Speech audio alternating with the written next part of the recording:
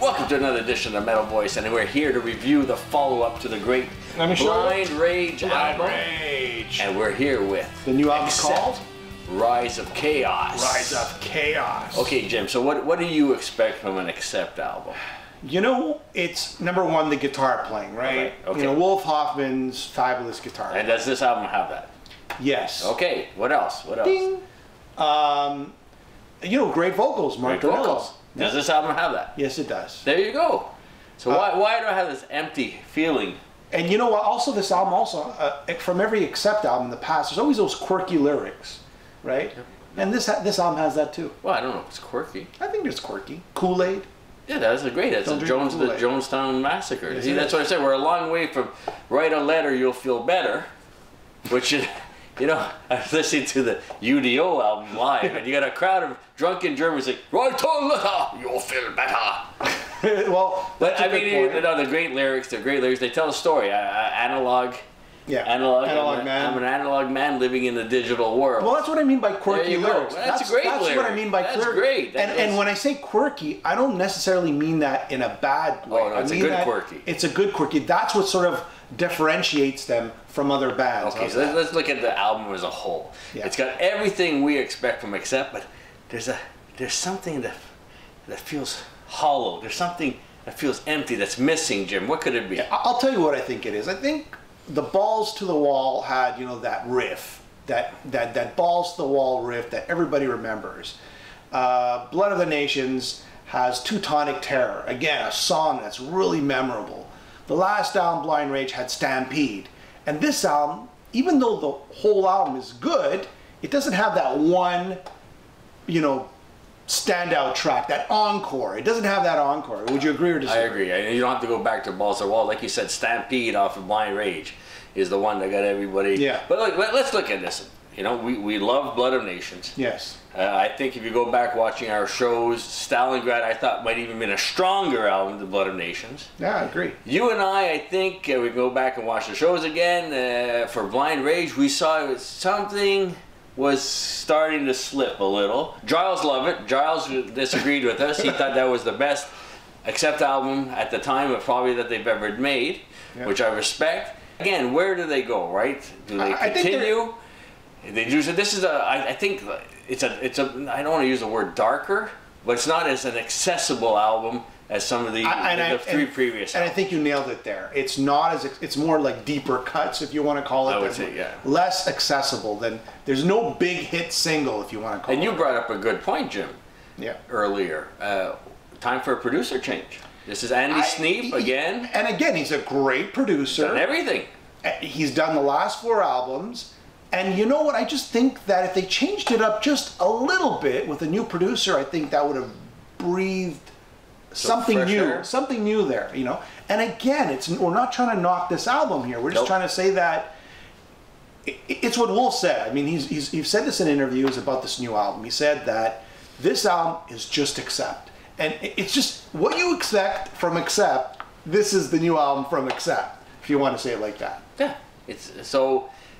You know, Wolf. Yep. One of their best interviews ever. Meeting the guys on the Blood of Nations tour, one of the best interviews ever. You know, what we should do, Jim, we should have people write in about our interviews, and we can talk about the experience of interviewing, everything we go through the interview. Is that something you're interested in? Write into themetalvoice.com, and maybe that's something we can do in future shows. Yes. So we're not knocking the album. It's just that it's you know, the previous albums were close to pretty much 10 out of 10 for myself. Yeah. And this one's more like a 7.5, 8. I probably heard it less than I did.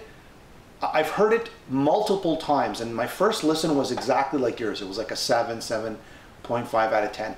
But this is definitely an album that if you keep listening to over and over again, it is melodic, it is catchy. There's no breakaway single. But every song is pretty solid, and I would definitely put this at an 8 out of 10. And the lyrics, to go back to the lyrics, I mean, they're telling a story. Yeah, you know, that's maybe in the past they were a little bit more esoteric, but you know, Analog Man, the Koolaid, which is about the Jonestown Massacre, you know, it's laid out, you know, back in 1978, and it tells a story. So that's what I love about that. I think Mark and whoever's writing the lyrics, if Mark has helped, I think they're doing a great job on that. Let's pause for a second. Let's see what Giles had to say. I know he wanted to throw in a few words. Jimmy and Alan, good to be here on the Metal Voice to talk about the new Accept album, The Rise of Chaos. Well, you know, in hindsight, I have not gone back to Blind Rage as much as I've gone back to Stalingrad. That album really sticks out to me as the highlight of the reunion era. This one, I think we are starting to slip a little bit. The songs are less memorable. I don't feel I'll be going back to this one even as much as Blind Rage. The playing's great, the singing's great, there's a lot to be said for this record, but I do feel there needs to be some sort of shake-up creatively. This is now starting to sound like, you know, Accept kind of hitting the, you know, repetitive mode. I do like the album, however, I think this is the weakest of the four since the reunion, unfortunately. Maybe that will change with subsequent listens, we will see. But those are my feelings as of this review. Yeah, you know what he said, yeah, I kind of agree and disagree on a lot of points. Let's just go through the songs, Alan, shall we? Like, quickly. Yeah. Live by the Sword, the first track right off the album. Like, again, you know, Stampede on Blind Rage hits you right there. Hits you the first song, you set up the rest of the album. I think this one just doesn't achieve that. I think it does. And again, you know, maybe I've heard it like, you know, 10 times already. I think it's a great opener, a great track, and I think it's a repeat listens you'll like. Then there's Hole in the Head. You know, typical Accept, mid-paced. And you know what I would say the theme on this album is all mid-paced, heavy rock songs. You know, I don't think there's no like thrash song or speed song. Again, there's not a bad song on the album. No. They're all thoroughly enjoyable to listen to. Maybe a little less diverse. That's a good point, Jim. Maybe a little less diverse than the previous albums. They've got more of that steady tempo. It's a steady tempo. A few of the tracks that start off a little slower, reminiscent of stuff we've seen on the previous albums. And that would be the next song, Rise of Chaos. You know, right off, when you hear the opening riff, you go, wait a second, is this Stampede? But then it turns into a great tune, but it's just sort of like a revisit of that sort of riff. You know, maybe, Jim, it's as simple as we don't have that one song. There is one, but it's not to the max, not to the extent of the big backing vocals like it's Stalingrad and stuff off of Metal Heart, you know, with the big the big gang vocals. Big gang vocals. And maybe it's as simple as that, Jim. I don't know. You know, but the song No Regrets. That's sort of like that's the gang. That's exactly what you said. That's the gang vocals. It's sort of like Wrong Is Right by Accept, right? Wrong is right. Wrong is right. No Regrets is a great tune. And then Analog Man, like you talked about before. So it's basically, you know, guys like us who grew up in the sort of analog age, and now it's a digital world, and we can't, adapt stereo to and vinyl 8-cassette. 8-track cassette tapes, it's all in there. But what I do love about this album, if you listen carefully, there's a lot of breakaways. So, you know, the song is verse, chorus, verse, and then it sort of like deviates a lot on the sort of the guitar solo, and then it comes back to the sort of same pattern, you know, verse, chorus. What is Done is Done. I think that's another cool little track with some incredible guitar work. A World Colliding, you know, more of a social, right? Like a lot from Blind Rage, a lot of social political stuff, right? No, as I said, the lyrics are better than ever, personally. Yeah. And Carry the Weight of the World and Race to Extinction, which again is similar to Blind Rage and sort of like the same sort of themes of, you know, the world falling apart and nothing changing, etc., right? But overall, I mean, again, you know, it's a good Accept album. I mean, it's not like if you had their whole if you had their whole catalog, Alan, where would you place this? That's a great point. I was just going to mention that. We forget about everything before Mark joined the band. Okay, let's just look at this body of work, which at the time and when we've done past reviews of those albums, this stands up to anything they did before. I'm still convinced of that. Yeah. You know, Russian Roulette. I love Russian Roulette, but a lot of people thought it was a very weak album.